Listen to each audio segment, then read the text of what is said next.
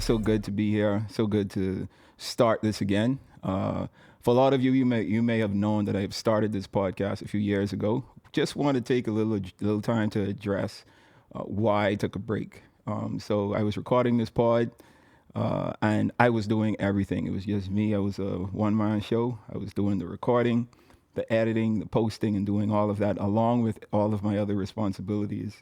And it just became a lot, especially in the editing process. And it just kind of burned me out, along with, like I said, everything else that I was doing. So I took a break. And coming into this year, in this new year, 2023, I started to list out a lot of the goals that I wanted to accomplish for this year. And re-engaging with my podcast was one of those goals. So what I did was I engaged with a production team, got with the team, we sat, I discussed my vision for the pod. They bought into it, and here we are. So it's good to be back. It's good to be doing the pod again, and I just want to welcome you to the Myles High Pod. So here at the Myles High Pod, as those of you who've heard me, but if you're here for the first time, my goal is to entertain, educate, and elevate you miles high above your fears, your doubts, and any limitations that you think may exist. We go through a lot in life, and we encounter these developments, these changes in our lives, right? We were met with success, we were met with some failures, and I just want to be a beacon of light, a beacon of hope, and a sounding board for a lot of people to address a lot of these successes and the failures that we experience in life. I want to give you my experiences. I want to give you my observations. I want to give you the lessons that I've learned. To start off this podcast, I want to just go back and just give a little bit of history of myself, a little bit of an introduction. So my name is Myles Munroe Jr. I am the son of the late Dr. Myles and Ruth Munroe. I was born and raised in Nassau, Bahamas. And the Bahamas is not in the United States, and the Bahamas is also not Jamaica. Okay? The Bahamas is a Caribbean country, not in the Caribbean Sea, ironically enough. We're about 30 minutes away, 30 minutes off the coast of South Florida, or Miami, as the Bahamians would say. But we're a small country, but we give a big impact in the world. You know, I think we're one of the top destinations for tourism, especially U.S. tourists and European tourists.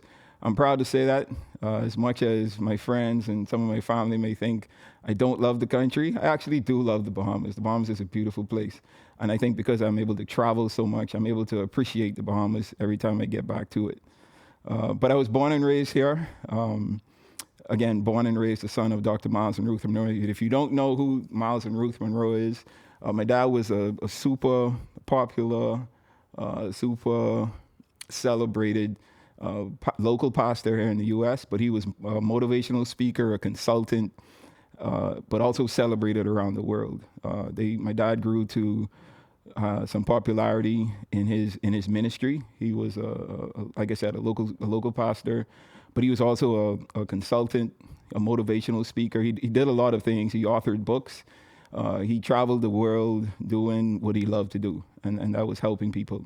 And he gained some notoriety with that, right? So as a young lad, so I like to call myself, as a young lad, I found it difficult being Myles Munroe's son. It was actually something that I really didn't like. It was a lot of expectations, a lot of, I call it pressure that was placed on me growing up being his kid. And I think a lot of people just expected me to, talk a certain way, dress a certain way, act a certain way. And because I am so against the grain, I kind of pushed back on that a lot. And I think, as most, young kids and teenagers do, we try to go, we want to do our own thing, right? We see our own way in life, and we don't want to stick to the status quo for the most part. And I think for me, it was difficult with those expectations that were placed on me. So it caused me to rebel a lot. I didn't like going out or being out with my dad, being seen with him because of those expectations. I didn't like people referring to me as Myles Munroe. It was difficult to hear because, once someone says it, there's always someone that's going to turn around and look and be like, oh, look, there's Myles over there, Myles Munroe's son.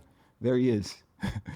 So it was something that it took a lot of getting used to for me. And I think going into my teenage years, I started to like super rebel, and just, I think it strained the relationship that I had with my dad. And not because of him. I think it was just my own selfish reasons, and just me wanting to do my own thing, and kind of stay out of the shadow of Myles Munroe and try to figure out who Charo was. So, graduated high school. My dad told me, but my dad gave me an opportunity. I said, I'm going to call it. He gave me an opportunity to go to R. Roberts University, which is his alma mater.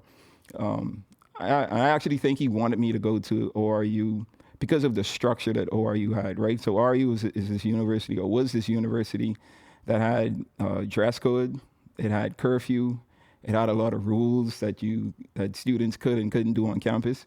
So it wasn't like your average college or university that most teenagers or young adults would attend, right? And for me, I was hoping for the college experience where, you get to party a little bit, you get some co-ed dorms, you got all these things that the expectation of college is, and ORU is the exact opposite, right? But in hindsight, I think it was a good thing for me. I think I needed that structure. I think I needed that discipline.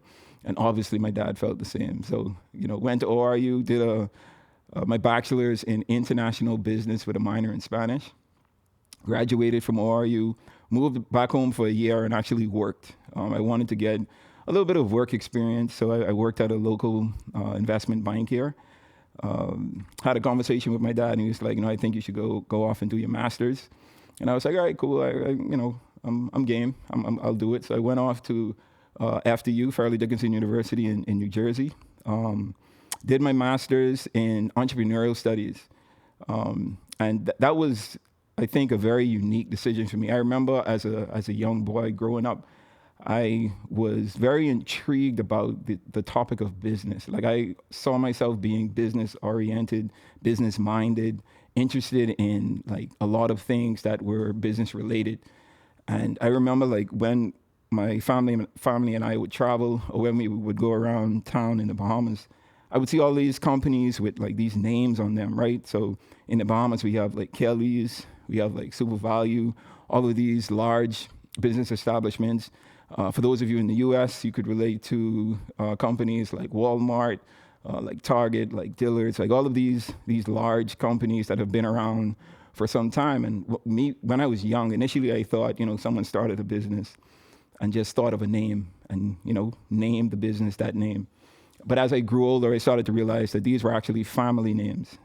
And as I started to gain a better understanding of the type of family businesses that were created and how long they were created, I started to dream about doing that one day, and creating a business with my family name and making it a brand that could be recognized globally, right? So went to do my master's with a focus in entrepreneurial studies. And after I did my master's, I was looking for a job. I had no intentions of moving back to the Bahamas. My goal was to find a lady, find a job, and start a family. Those were the goals. I just wanted to land a good job, find a nice biddy. We call them biddies in the Bahamas, but a nice, beautiful female, right? Start a beautiful family and enjoy my life somewhere in the U.S. But as things panned out, that didn't happen. Wasn't able to land a job. That was around the time when the job market kind of was in turmoil. My dad was even assisting me in trying to find a job. And I was in a job hunt for about, I want to say 8 or 9 months.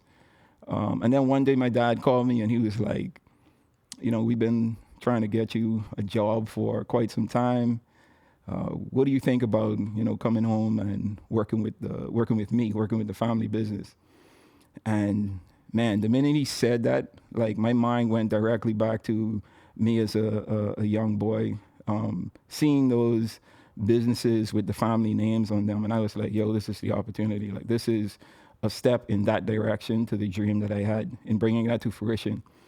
So I didn't hesitate in making the decision. As much as I initially didn't want to move back to the Bahamas, I did see at that point the importance or the advantage in moving home to work with my dad to establish that foundation and build off our family name, and build the businesses and stuff that my dad had started.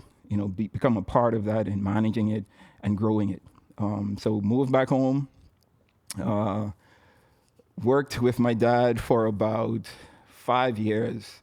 It started off a little shaky. I think both he and I are, especially me, I'm strong-willed, right, and a bit hard-headed at times. So we kind of butt heads a lot. But I think eventually I started to realize that I needed to take a step back. And my dad had a conversation with me, and he was just like, yo, you just need to chill and relax and observe. Like, be more observant than boisterous, right? And just listen more and talk less.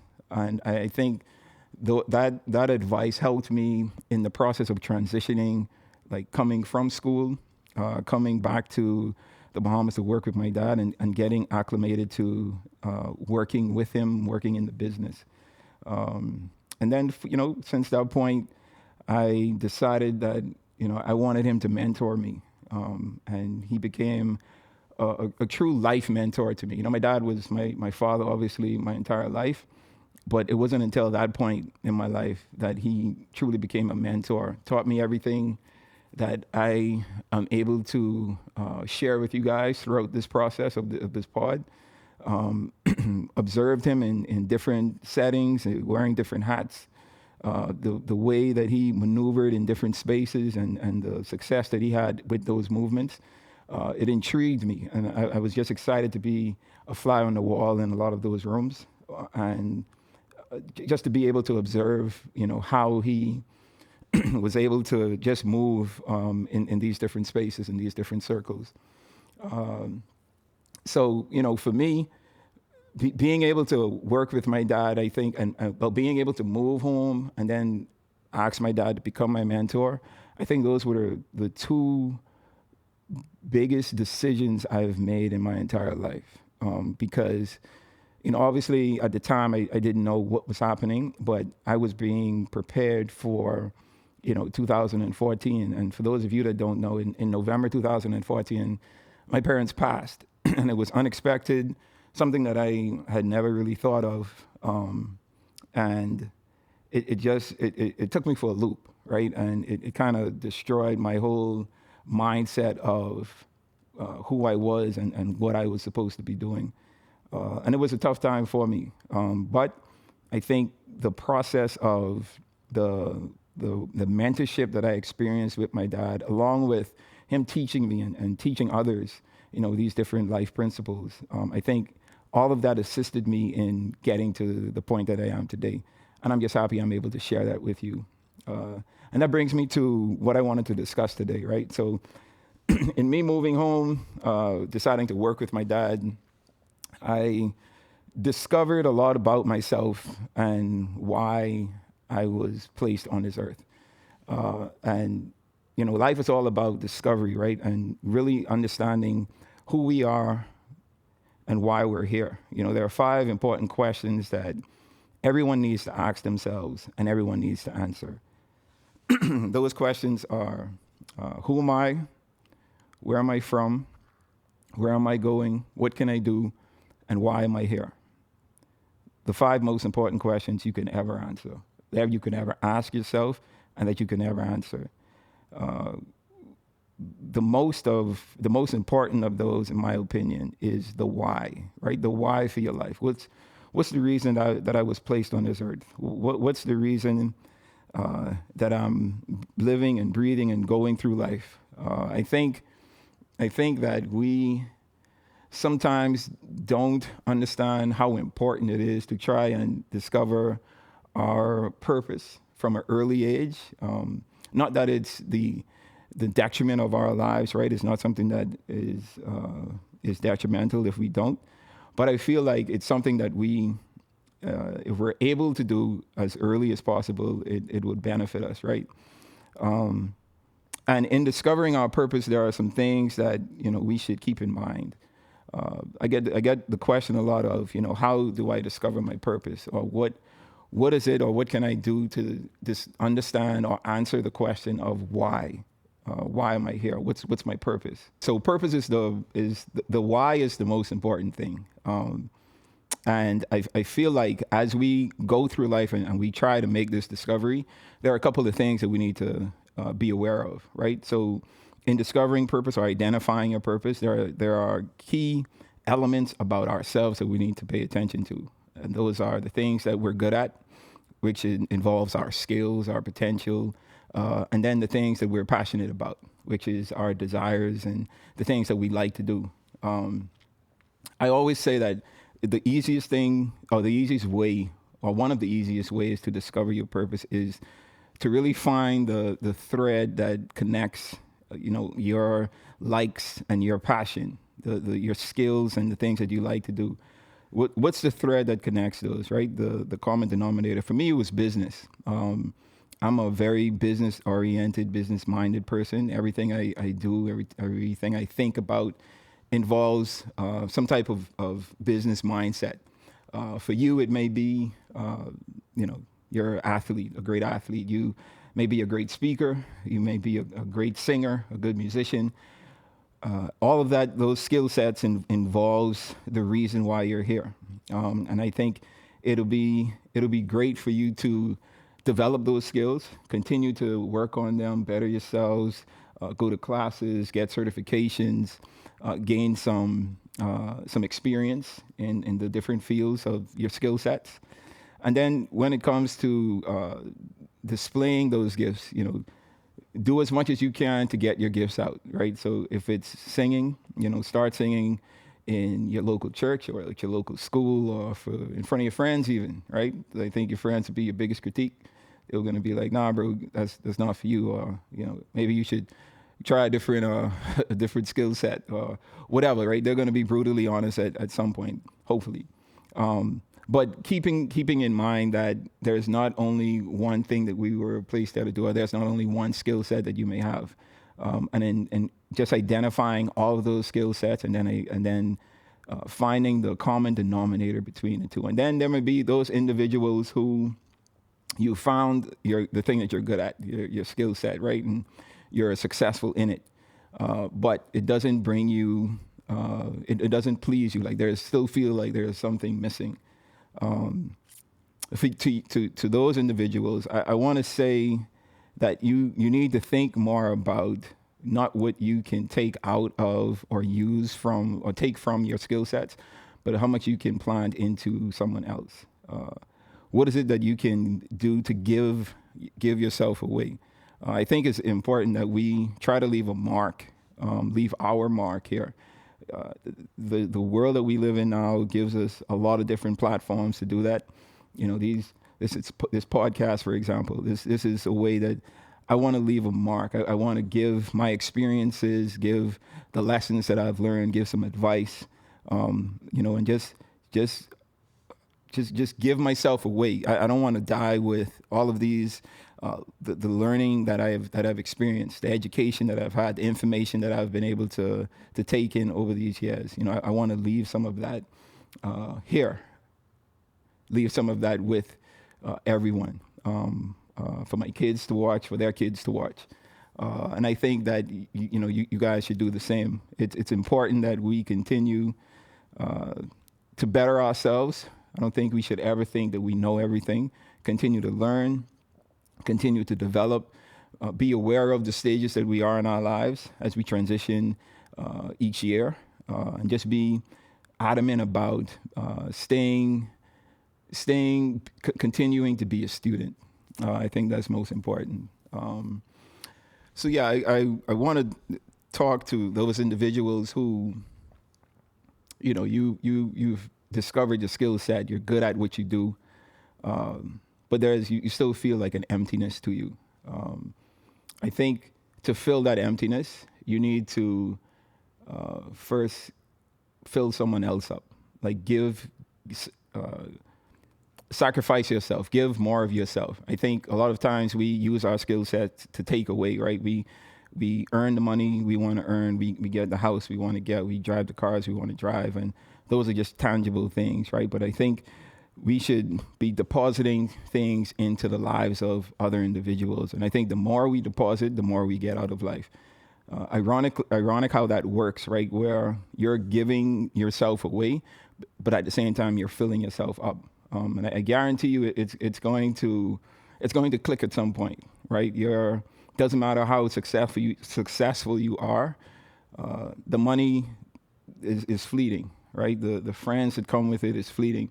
There has to be purpose to it, and I think once you discover that purpose, and you start depositing more into individuals than you take out of the world, you're going to be a much more rounded, a much more well-rounded, much more fulfilled person. And I've seen it happen, and I've experienced it for myself as well. And this is why I'm trying to use all these mediums and these platforms to deposit as much as I can into others. I don't want to take away from the world more than I should be giving to it. And that's one of the key principles that I try to remind myself of on a daily basis. So in discovering purpose, try to deposit more than you credit into yourself. And I think, that's where we get to talking about legacy. And that's a topic we're going to get to later on down in these episodes of this pod.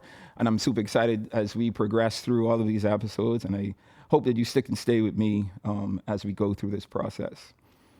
Okay, so we got to the point of the show now where I leave you with something to think about. I call this segment of the show my milestones.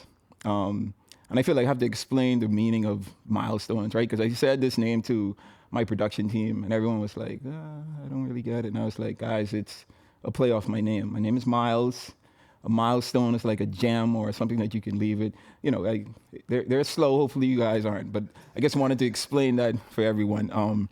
So the milestone for today is a purpose life is less about self-satisfaction and more about self-sacrifice. And what that simply means is I want you to focus more on what you're sacrificing for in your life than what you're using to satisfy yourself. So we should always be more concerned about the sacrifices we're making or the deposits we're making than what we're taking out of life and how we're satisfying ourselves. I think as the more open we are to giving ourselves away, the more we're filled because of what we're depositing into others. Okay? All right, so we come to the end of this particular episode. Just remember that I'm going to be doing this on a weekly basis. You're going to get weekly pods from me. I'm going to give a lot of insight. Again, I'm here to entertain, educate, and elevate you miles high above your fears, your doubts, and any limits you think exist. Because they don't, and I hope to encourage you to believe that as much as you can. All right? Stay blessed.